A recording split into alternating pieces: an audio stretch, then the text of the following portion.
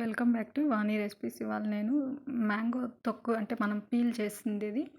తర్వాత చిన్న చిన్నగా తురుముకుంటే అది 1 ఇయర్ వరకు స్టోర్ చేసుకోవచ్చండి. ఆ పికిల్ ఏ విధంగా చేసుకోవాలో చూపిస్తాను. నేనైతే 4 మామిడికాయలు తీసుకున్నాను. ఎక్కువ పులుపు ఉంటుందని అట్టి మామిడికాయలు 2, పులుపు మామిడికాయలు 2 తీసుకున్నాను. దాన్ని పీల్ చేసేసాను ఫస్ట్. పీల్ చేసేసి తర్వాత నేను ఒక పెద్దది తీసుకున్నాను చూడండి. మీడియం సైజు తురిమేది తీసుకొని దాంతో తురిమేసాను మొత్తం కాయలంతా 4. తురిమేసిన తర్వాత అవి కప్పుతో కొలతగా తీసుకుంటున్నాను. 4 కప్స్ కరెక్ట్‌గా నాకైతే 4 కప్స్ వచ్చాయి 4 కాయలకి. ఇలా చూడండి నేను 4 కప్స్ తీసుకుంటున్నాను.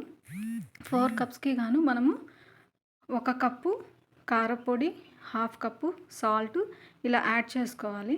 నేను చెప్తాను ఏ విధంగా యాడ్ చేసుకోవాలో.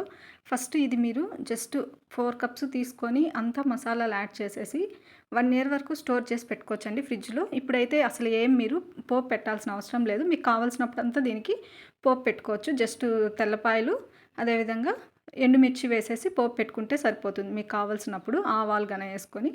ఇప్పుడైతే 1 కప్పు కారప్పొడి, అదేవిధంగా అదే కప్పుతో half cup salt, 2 table spoon మెంతి పొడి, 3 టేబుల్ స్పూన్ ఆవపిండి వేస్తున్నానండి.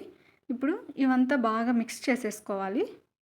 మొత్తం అంతటికీ నీట్గా పట్టే విధంగా మిక్స్ చేసుకోవాలి.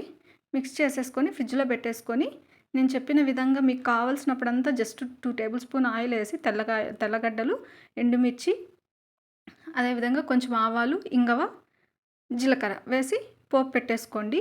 అసలు చాలా రోజులు 1 ఇయర్ 2 ఇయర్స్ కూడా అట్లనే నిల్వ ఉంటుందండి.